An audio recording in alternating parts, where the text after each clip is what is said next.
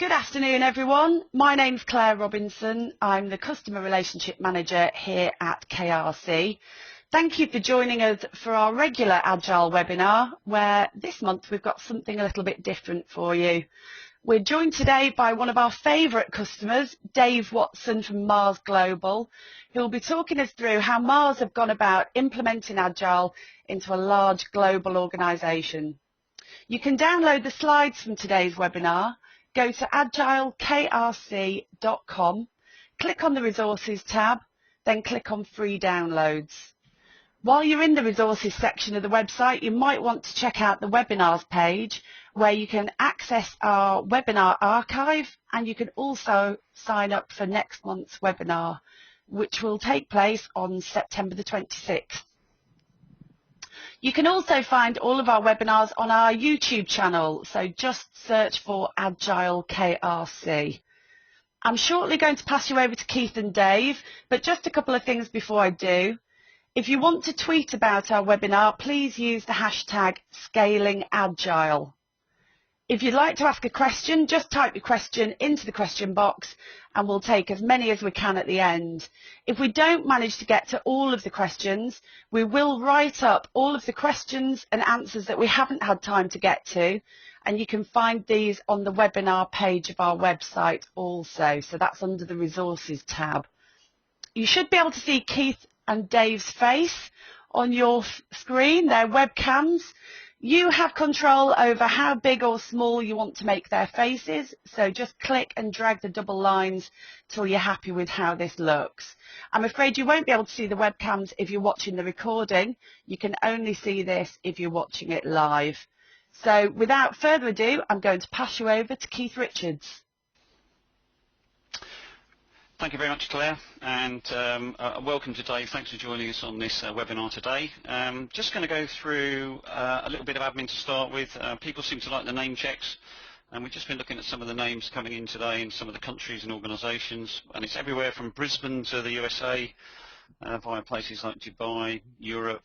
We seem to have a lot of people from South Africa in today, so if you could send something in the question box to Claire about why there's so many from South Africa today, that would be very interesting. Don't know whether you've heard something.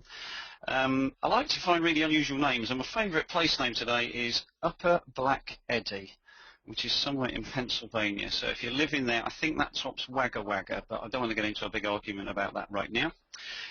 In terms of the registration question, absolutely fascinating results coming out of the registration question. And the question we asked was, how far have you gone with implementing Agile at your organisation? Now, we had about 5 levels. The first level was we haven't started yet, and that was just under 20% of people are saying we haven't started yet. So actually that's quite normal, so don't think you're miles behind, but you have got to get going. Just started was by far the most popular answer on 41%, so that's making 60% of people on this sort of webinar in the very early days. So hopefully you're going to find some of the things that we're going to talk about today with Dave very useful. Those that have gone quite a long way, 26%. So you're in there, you're getting on with it, you're probably having some successes and some failures. So again, let's hope we can teach you something today, and there might be some questions you want to ask at the end. Now at the top end, the numbers tail off quite a lot. Have gone a very long way is just under 10%, 9.9% say they've gone a very long way. So, you know, good luck to you, and I still hope that we give you something of value in this presentation. But the bit I most like is, I'll give you the exact figure, 3.51% have finished their Agile transformation. Now I think that's quite interesting, because I personally think you never finish. You're always learning. I mean, some of the new stuff that's coming out at the moment is things like Flow and Kanban, and the idea of bringing back a lot of lean systems thinking into Agile. Now if you're there and it's second nature, that's brilliant, but a word of caution, and ironically some are from the same company that are saying they finished. If you think you've finished, I'm not saying you're wrong, but I'd certainly say check again. In terms of your trivia question for today, and I'm going to hand you over to a man from Mars in a moment, but who came up with the line, which group came up with the line, a man from Mars, in one of their records? And I'll give you a clue. They played at Glastonbury recently, and it's a group. So I'm now going to tell you where we're going to go in terms of the structure of today's presentation, and I want it to be dominated by a customer really. That's why we've got Dave on board. It's okay a consultant saying something or a consultancy, but we're going to look at where they were, we're going to look at where they are now and where they're trying to get to. That's why certainly at Mars it isn't finished. And we're going to give you some of the major findings, but some of these findings are I think you're going to find quite interesting. We're not just going to say some of the basics you might be used to. There's a lot of stuff in there that surprised me and Dave, and one of the things I've really enjoyed about working with Dave is sort of seeing two sides of the coin, and we both acted as a sort of sanity check on each other, and it's gone particularly well. We'll get some questions at the end, hopefully 10, maybe a few more minutes on questions at the end. Just quickly a slide on myself. I will be very quick because I want to get on to Dave really. I'm the Chief Executive at KRC. We like to think ourselves as pioneering, and some of the stuff we're going to say today I think is a little bit what you don't hear from sort of mainstream Agile. Very familiar with things like Prince, written a book on Agile, and I was very pleased to be voted the sort of Agile MVP at the UK Agile Awards a while ago. So without any further ado, I want to get on to our guest speaker today, which is Dave Watson from Mars. So over to you, Dave, and take it from there. Cool. Thank you very much, Keith.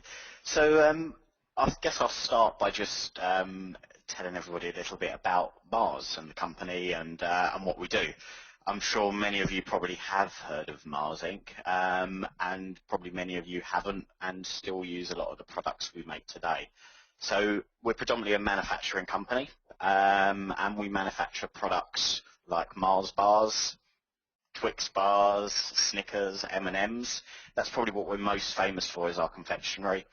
But those of you who chew Wrigley's chewing gum, feed their dogs pedigree chum, feed your cats Whiskers, or perhaps use Uncle Ben's or Domino sauces in your cooking, you probably use our products as well. So just very much a manufacturing company, and we have lots of different sort of divisions in Mars. We split into segments. We have a pet care segment, a confectionery segment, a Wrigley segment, a food segment, and a drink segment. So we're split that way. Now, one of the big things about us is that we're a privately held company. We're owned by and run by a family. And one of our biggest principles is the freedom principle. So lots of companies have principles which you might have on a board somewhere in a room. One of our bigger ones is freedom, and the reason that's so important to us is that we want to maintain freedom to make our own decisions. So we don't have shareholders who influence the decisions we make, and we don't let ourselves get into a situation where we're controlled by banks. So it means that we can behave very ethically in what we do, and it also gives us a lot of freedom to try out new things. Now, the area that I actually work in is an area of Mars called Mars Global Services, and this segment supports all of the other segments. So there's a lot of things which happen. For example, finance happens in the same way across all the different segments. IT as well is managed in this area. And within Mars Global Services, we run lots and lots of projects. We also run lots and lots of continuous improvement activities on things that already exist. And I come from an IT background and predominantly initially worked in the IT space. Now, the diagram you can see on the screen there is very, very much a Prince 2 way of thinking in terms of how projects roll into programs, into portfolios. For example, we have a pet care business which manage a portfolio. We have a particular program ongoing in the United States at the moment where we're acquiring another company and bringing them into the organization. And within that, there's many projects. So, for example, moving them to our IT systems, moving them to our financial systems. They're all individual projects.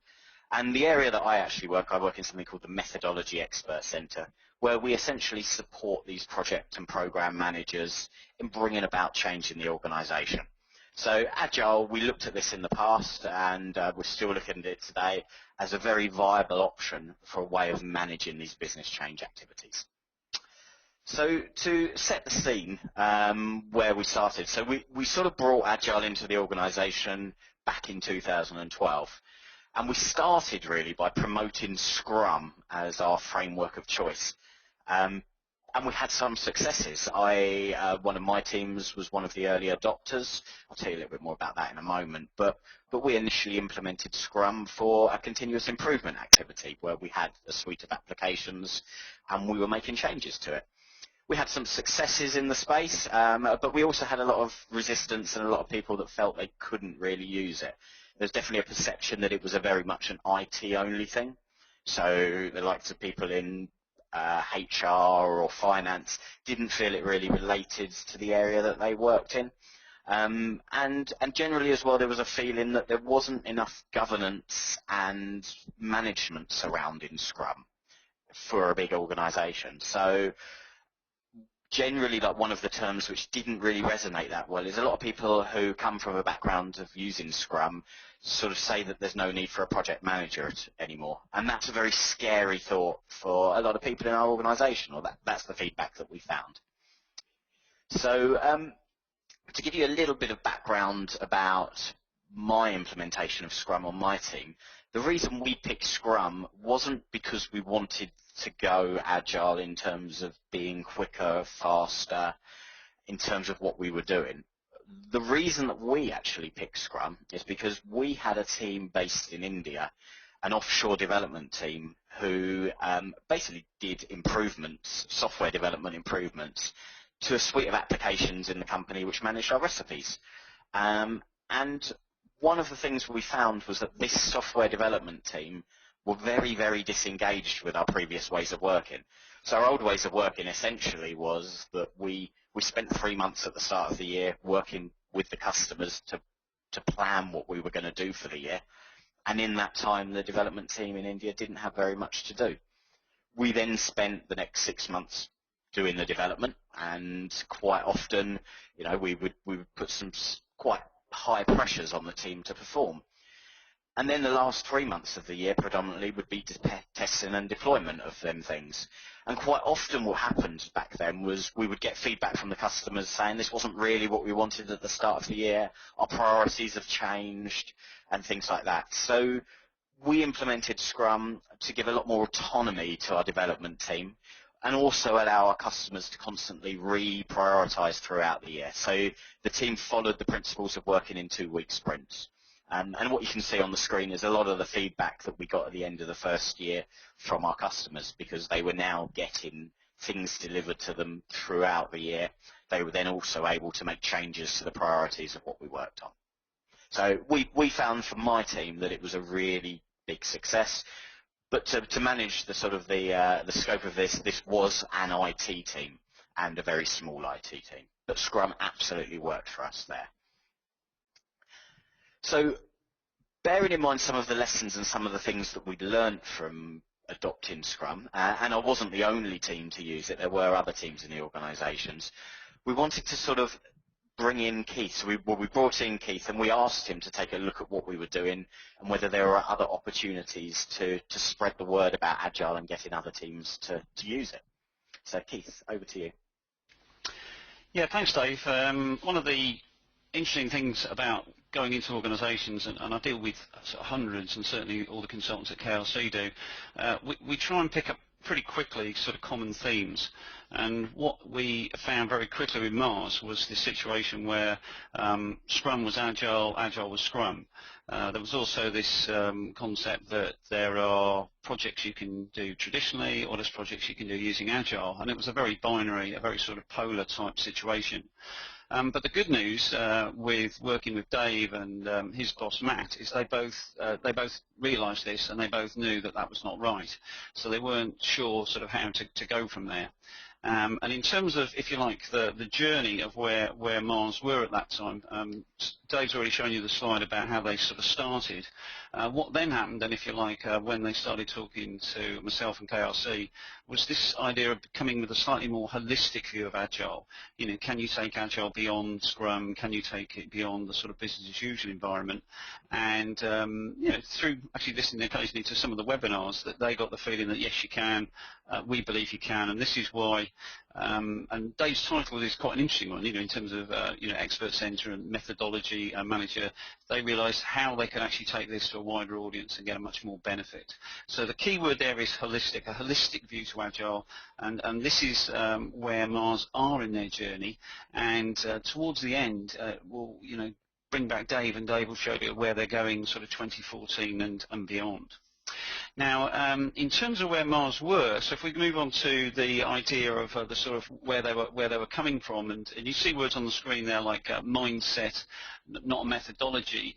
It's very much a collection of things, and I've done a lot of work with in the past with DSDM and Prince2, and I've done a lot of work, and it is a bit anarchy, to be honest, and maybe I should get out more, but I do like decomposing all the methods you hear, like XP, Scrum, Prince, DSDM, Lean, whatever, and sort of trying to work out what's in them and what are they. A lot of the time I meet people and they come up with this classic statement, which is, yeah, we're doing Agile, we're doing sprints, and we're doing stand-ups. And it's a very interesting line, but it really does hide something that's a lot bigger, and that is, to be truly agile, you've almost got to pull together a collection of things. Some of these things, as you can see from the diagram, some of these things are what we have termed at Mars behaviours. And this is a million miles away from, say, for example, writing a user story. It's more about ethos, attitude, mindset, and it's something that we sort of pulled into one category that we felt were, as I say, we can't really find a much better word than behaviours. Some people might use the word principles, values. It's similar stuff. We also identified a bunch of things which we called approaches, and some of the most enjoyable stuff that I actually did with Dave was actually teasing out behaviours from approaches. What is a behaviour, and what isn't a behaviour? And we tried to isolate things so that, if you like, the behaviours, you could apply to anything really. So you could apply it to a waterfall project. However, the approaches we found were very much unique selling points or key identifiers for what Agile is.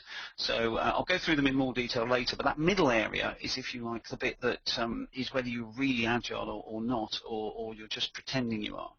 Now, the third category, and this is where, bearing in mind that sort of 60% of the people listening are in the early days of their sort of Agile journey, this is the bit you see in your headlights, if you like. This is the easy on the eye stuff, the stuff you see, the technique, some of the fancy words like burn down and stand up and all this sort of stuff.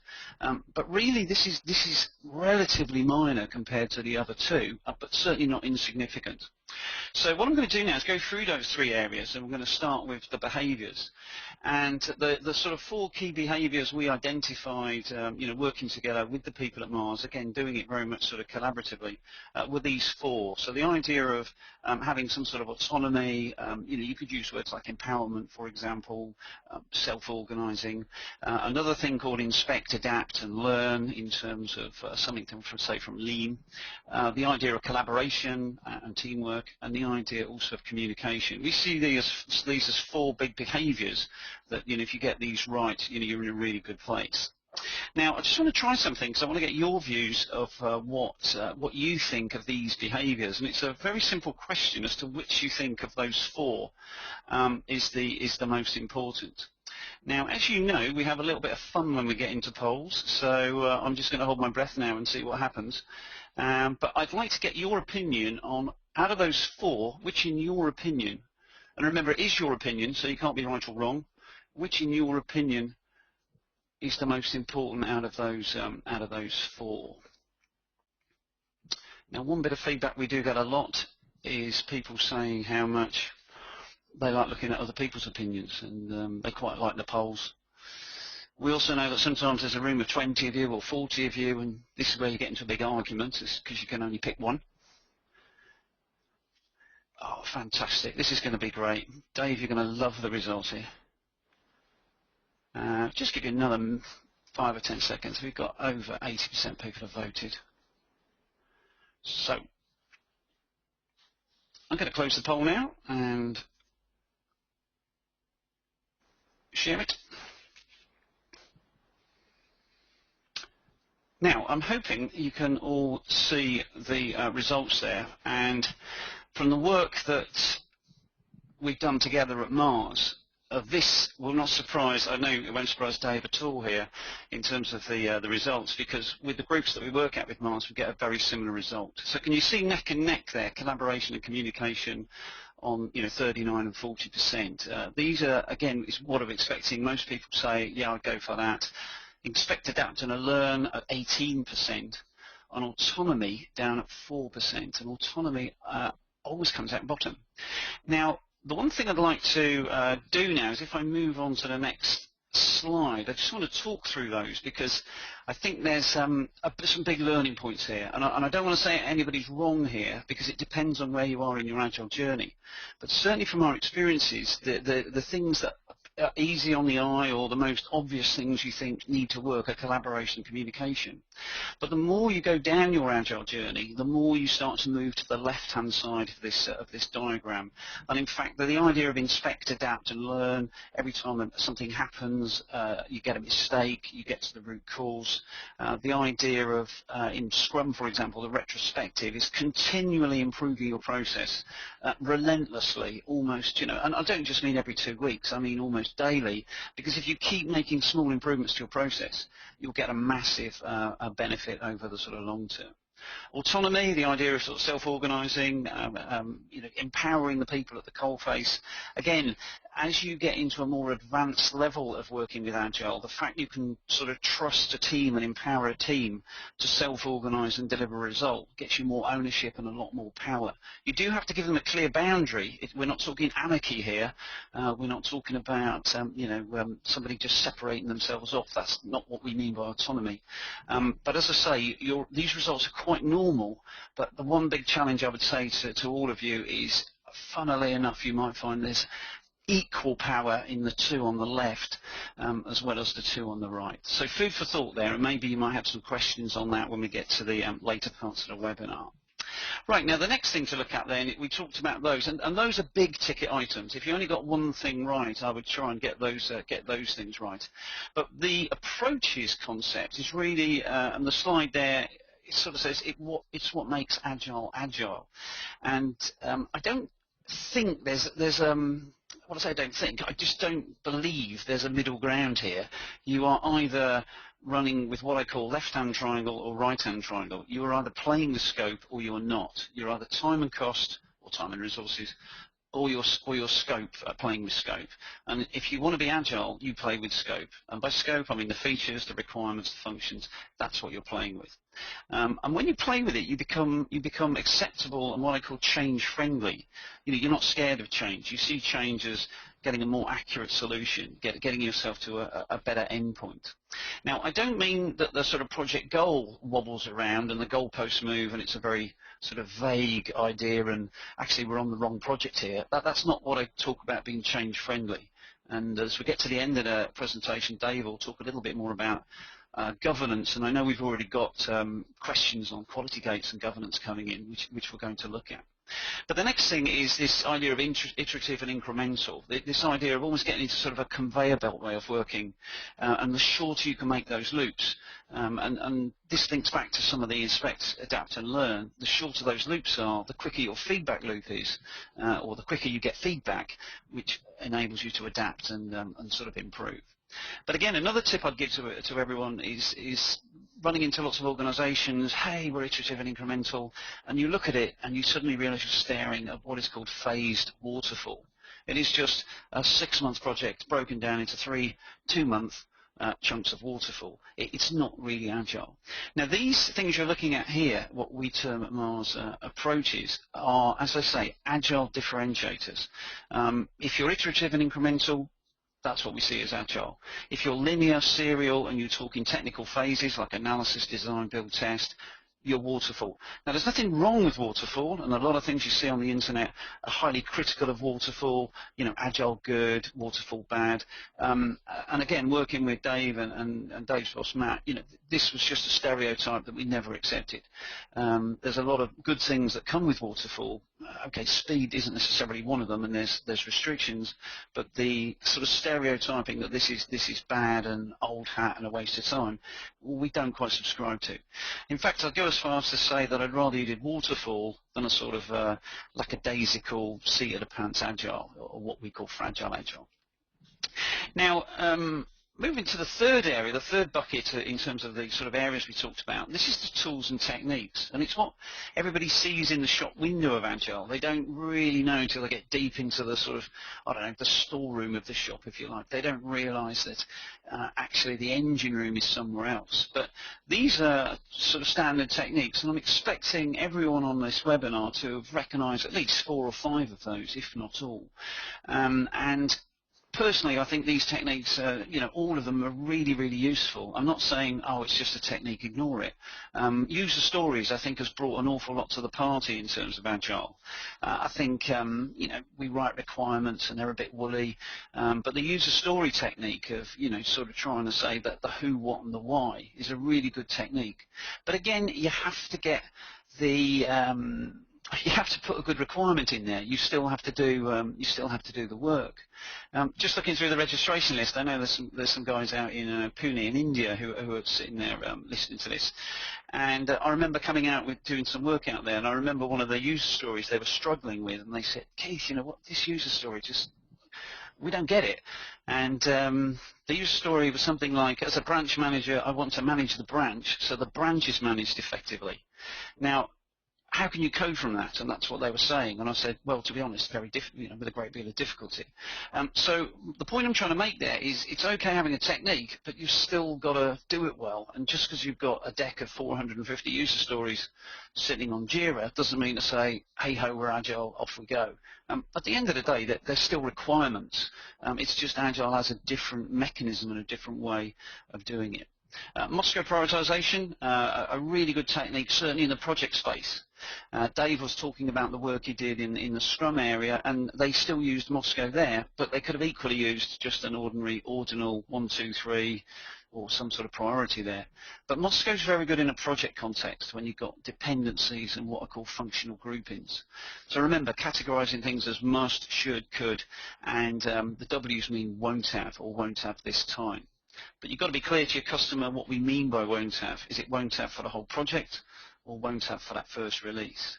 Now, we've got some downloads on the website for top tips on Moscow if you need to get those as well.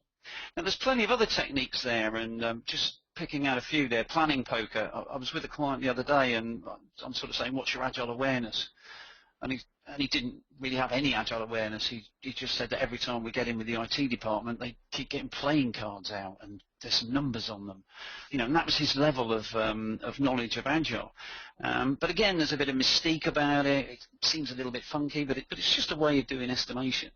And some of the concepts of relative estimation that you get in planning poker or the estimation game are really worth looking at, and they're very valuable, and they bring something to the party.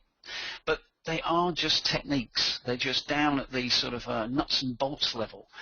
They can add a little bit of value. Now, if you're doing an Agile transition and all your Agile is about, user stories, stand-up meetings, burn-down charts, which is showing progress, it would worry me if you think that is just Agile and, yeah, we're going Agile and it's looking pretty good. Because the reality is these are, if you like, the bottom level of the layer cake. They're very important, they're very useful, and they've got a lot of value. But actually, it's those other areas that I've been working with Dave on that we suddenly find they are what we call the big ticket items with the big value. Moving to the idea of playing with scope, moving to a truly iterative and incremental sort of conveyor belt way of working, and then those big ticket items of things like your behaviours, things like, are you collaborative?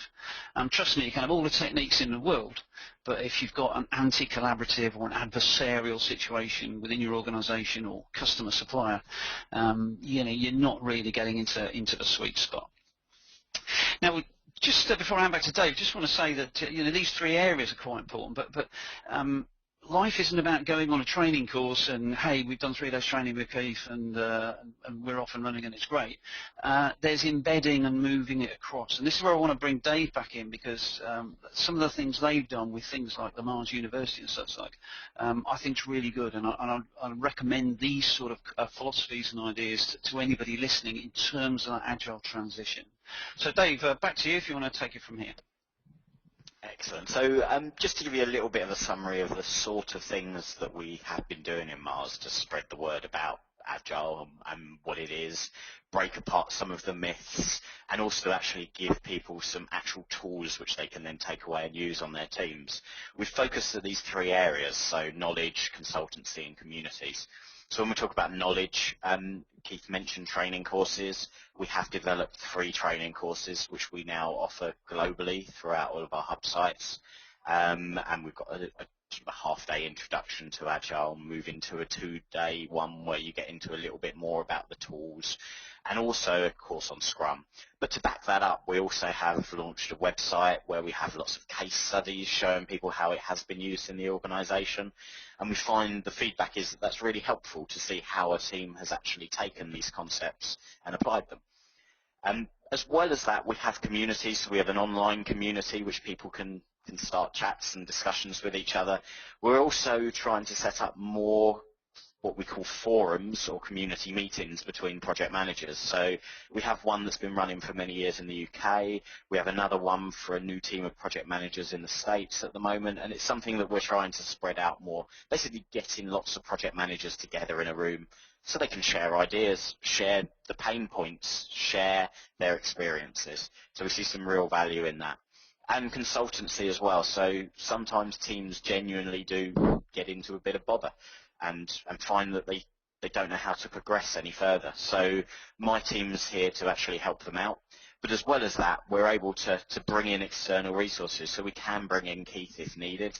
And we can also put teams in touch with other teams. So if one team's been able to implement Agile really well, then one of the first things we do is, put them in touch with a team that maybe hasn't been working so well. So they're the kind of key areas that we're focusing on today. Now, obviously, so far, Keith, I talked about Scrum and how we started in 2012 with Scrum being the same as Agile, and the 2 words were used very interchangeably in the organisation. Keith's obviously shared the work that we've done in taking the word Agile and taking a more holistic approach and setting it out in terms of these behaviours, approaches, and then tools and techniques. And that has had some success in the organisation, and there are many teams using it, and we see a lot of teams that are being nominated for project management awards recently who've been using Agile ways of working. But we still also get quite a lot of resistance to this, and one of the main things that people come out and say to us is, but with Agile, where's my governance? How do I know that I'm using a consistent way of managing my project? How does the project manager fit into all of this? So going forward, we found, and this is, I guess, one of the big surprises for us that we didn't realise at the start, is that for Agile to be truly successful and truly adopted by more teams in the organisation, we need some consistent management and governance in place, which applies the same for Agile and traditional or waterfall ways of working as well.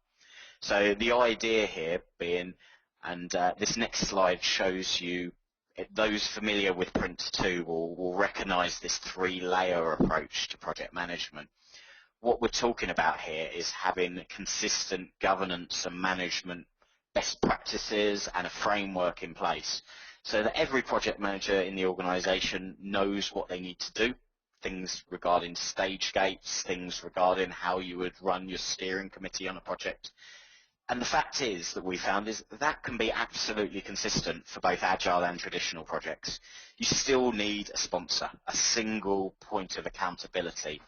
So the governance layer here is about that point of accountability and about having a steering group as well to guide the direction of the project, in essence to ensure that the business case is delivered successfully. So that's what governance is all about, and that can be delivered through things like stage gates, for example. Down at the bottom layer, this is the delivery layer, so this is the nuts and bolts of a project. And what we found is that projects can be massively different at this layer. So for example, building a factory or putting a new production line in a factory, the things that you do to make that happen is phenomenally different to running an IT project, for example, creating a new IT system or indeed deploying that system somewhere. It's very different to how you might manage a financial project or perhaps a marketing campaign. So what you do down there is very, very different, and there is some real value in certain areas of adopting agile behaviours, approaches and tools and techniques down there. And in between the two, the management layer is essentially the role of the project manager. So it's taking them risks and issues which are identified whilst you're delivering the project and escalating them up to the steering team for a decision. And it's taking any big changes in direction in terms of the project from the board or the steering group and making sure they're conveyed down to the project team. So it's the link in between the two. So in Mars, what we see is that we feel that if we can have consistent governance and management for all projects, regardless of how they're actually delivered, whether it's in an agile or a traditional waterfall way, then that provides the reassurance to people that they can adopt these agile behaviours, approaches and tools and techniques, especially down at the delivery layer. So, I mean, just to set the expectation, you know, some projects you require a lot of management, and particularly projects where there's a lot of risk involved, there's a lot of project management needed. Projects with much less risk involved, we see that you still need to follow the same processes, but you perhaps don't need to do as much management or as much control on them projects. But at the end of the day, you still need to generally do 5 things on pretty much every project. So regardless of how you're running it, agile or waterfall, you still need a business case. You then still need a plan for how you're going to go about executing it.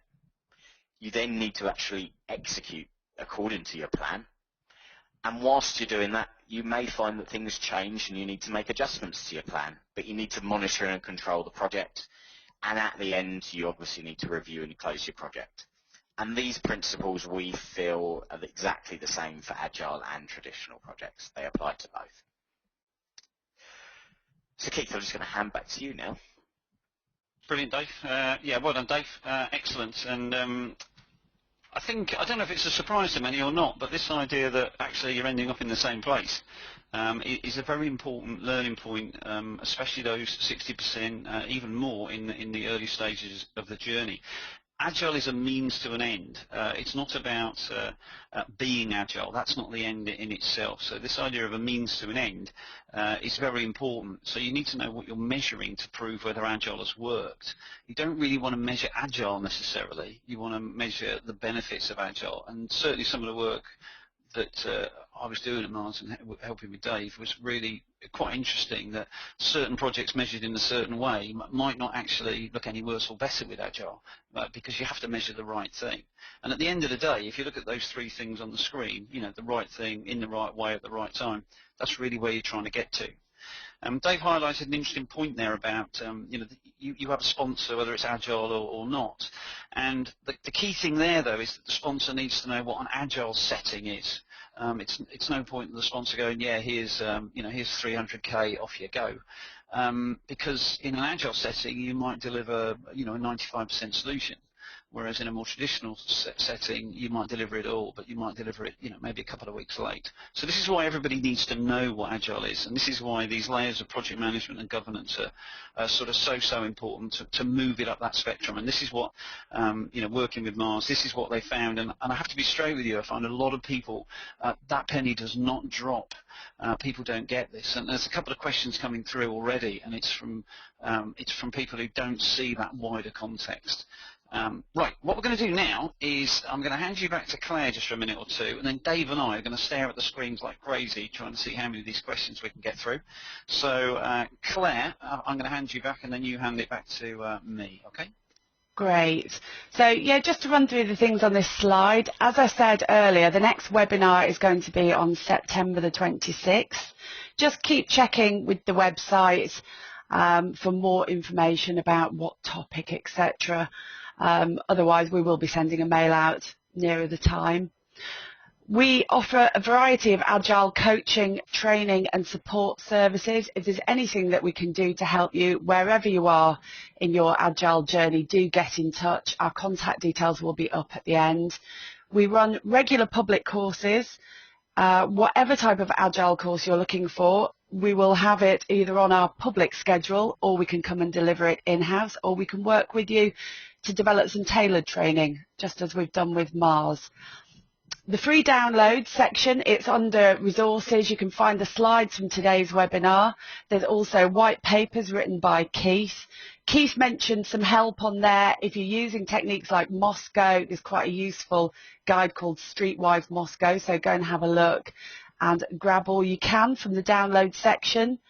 Do join our DSDM group on LinkedIn and also follow us on Twitter at AgileKRC. I'm going to pass you back to Keith and Dave now, and we'll take as many questions as we can.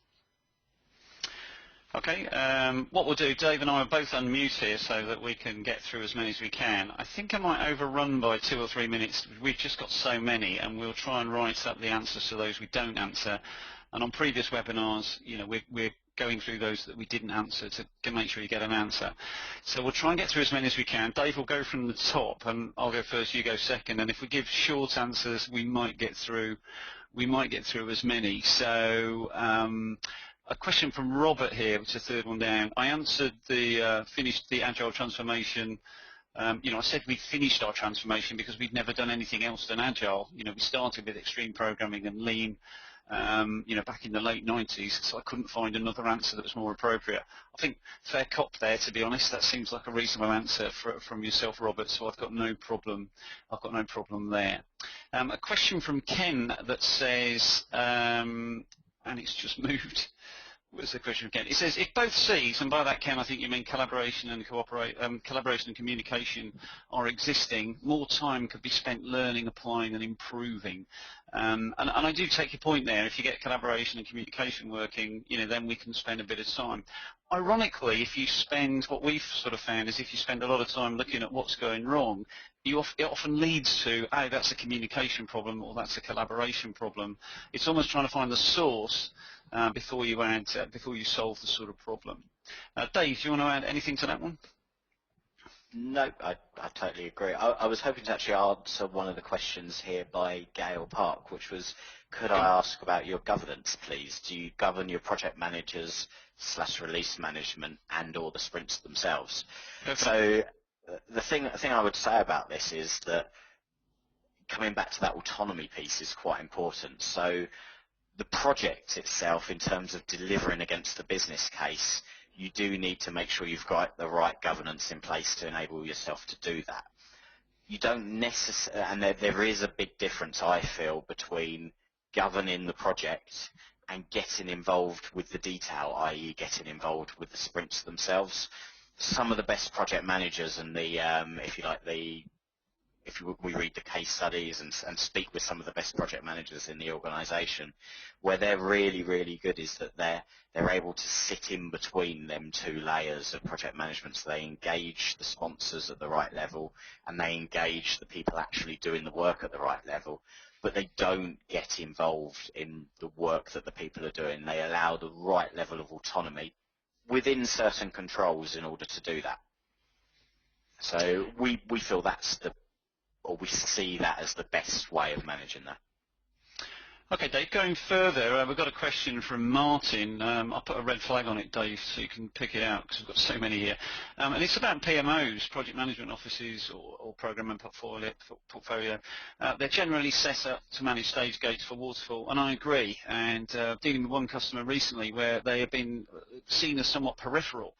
And to get your Agile to work, you know, you cannot see the PMO as being peripheral. They are an intrinsic part of your process, and they need to be brought in, almost into the centre, because if you like, they're the guardians of your process. And as Dave's saying, you know, Mars have come up with a process, not two processes, not Agile route, traditional route. Therefore, if you've got one process, you know, the PMO should be all over it like a rash, to be honest. Dave, do you want to add anything to that? Yeah, absolutely true. And another thing to say about stage gates, sometimes we get quite caught up in the ins and outs of stage gates. Really, they're there for a very simple purpose. They're there for just making decisions on, based upon what we know so far and where we're trying to get to, shall we continue with the project? Is there any changes we need to make if we are going to continue? And so some very logical points when you might want to make them decisions are before the project starts. So do we have a business case for actually running this project? Maybe then after the initial planning for the project. So based on our plan and our estimations, is it still feasible to run this project?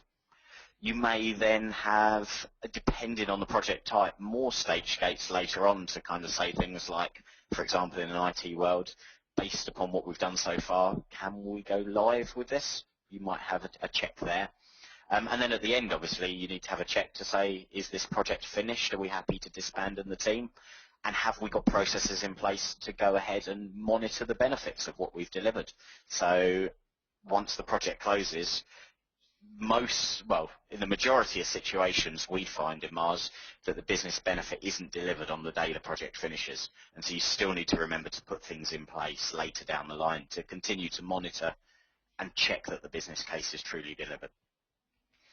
Okay, got a question from Neil here saying, do you incorporate benefits realization management into your solutions? And this is where, if you go down to the bottom layer of Agile, and it's very much about value, you know, I've got no problem with that. But if you're running a complex project and it's, say, part of a program, then the idea of, you know, managing benefits, benefits realization, benefits planning, again, this is where sort of Dave is going with his more bigger view of Agile at Mars going forward. Then yes, you know, you do need to incorporate that into your whole Agile way of working. Yeah, and to be frank on this in Mars today, it's something that we recognise, you know, having a business case, making sure the benefits are realised. We see it as a really important thing. We're under no illusions that we're perfect at it today. It's very, very much a work in progress. I really like this question from Nicola, if you can see that one, Dave. It says, how does Agile transfer to manufacturing on infrastructure in Mars? Now, you know, making a Mars bar, you know, can you sell 3/4 of a Mars bar on the market? I like the question because what I find is Agile is a question of how far you can go with it. Some industries like construction are very mature, and maybe you can use Agile in the design phase, but really when it comes to building something, you know, it's almost like business as usual. And the work we did at Mars was quite interesting because some things like advertising, marketing, you know, may seem very traditional, but actually were very much lent themselves to working in a sort of an Agile way. Dave, do you want to add anything to that? Yeah, so I mean, to be clear, we've not seen building a factory being done using an Agile way or an Agile ways of working, and I don't think it really is applicable for something like that. But it is applicable in more places, or we feel it could be applicable in more places than maybe initially thought of. So, for example, there was a program recently where we were trialing out new locations to distribute chewing gum to, and what we found was that perfect opportunity to use Agile in terms of fixing the time and fixing the cost for the individual projects within this program, but actually then being a bit more flexible when it came to what we were actually going to do as part of that. And so the benefit there of that particular situation, and that was very much a marketing type project, or program of projects, was that we were able to be 100% sure when the project was going to end and what it was going to cost, and could be more flexible in terms of what was going to be done as part of that project. IT obviously is a classic one where Agile is definitely applicable to, but I do think it's applicable to other areas of the organisation as well. Okay, I've got a question from Martin here, and it says, is there really a project manager in Agile? That is a massive question, Martin. The short answer is it depends how big the piece of work is. If it's just a little bit of BAU and we're doing some mods, yeah, you don't want a project manager. But once there's some complexity, uncertainty, you know, a couple of teams, you're distributed, you've got a business element, it's not just an IT thing, then yes, you need an Agile project manager. And to be very clear, if you're dealing with Dave or anybody at KRC, the idea that Agile doesn't need a project manager, we believe that's actually 100% incorrect. Dave? Yeah, and to be clear, when I mentioned my team was one of the early adopters of using Scrum back in 2012. One of the things to be really clear about is that we weren't working in a project environment there. We were working in what we would term a business as usual environment. So this is where we already had a product and we were doing continuous improvements. And by a product, I mean a suite of software applications, and we were doing continuous improvements to them. That's not technically a project environment. That is business as usual environment. And Scrum is absolutely, or indeed Kanban could be absolutely applicable to that area. But it isn't a project, and therefore there is no need for a project manager. If we were doing something truly like a project, so unique, complex and temporary, then I do still believe you need a project manager regardless if you go down the Agile route or not, because you still need that link between the delivery aspect of what you're doing, and you may be using Scrum for that, but also making sure that the business case is delivered, so the steering team and the governance of the project. Okay, I'm just going to overrun by just a couple of minutes, only because we've got so many questions, and I'm just going to try and take 2 more. So maybe we've got 2 more minutes, Dave. I'm going to take the question from Avin, and it said, how important is performance measurement on Agile projects to Mars? How do you go about demonstrating control in this area? So how do you measure a sort of an Agile project? Dave, do you want to take that? Or Yeah, so to be very, very frank, this is an area that we haven't been that great in the past within all of Mars. We're a very, very large organisation of over 70,000 employees globally, and this is done differently depending on where you might be in the world and what teams or part of the organisation you work. But to be frank, it's definitely an area that we're trying to improve on in terms of actually measuring the performance of our projects.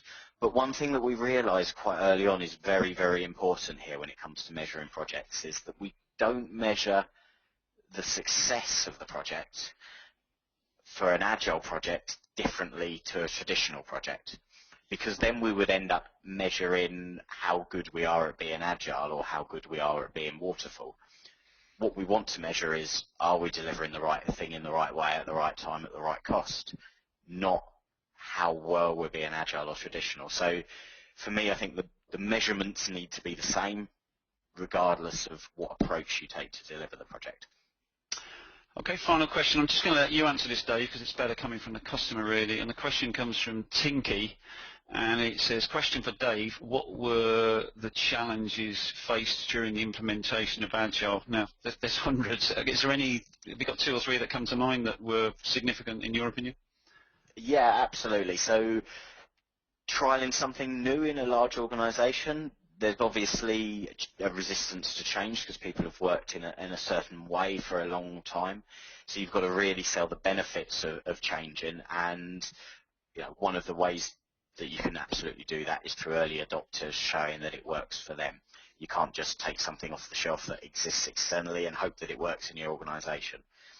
Another thing is you need to adapt whatever ways of working that you're taking for your organisation, because not every organisation is exactly the same. I mean, some of the other challenges I've already discussed in terms of people were perhaps resistant in terms of being scared that it was a bit more risky to go down the Agile route, being a little bit wary about the fact that the perception of Agile is that you don't have governance.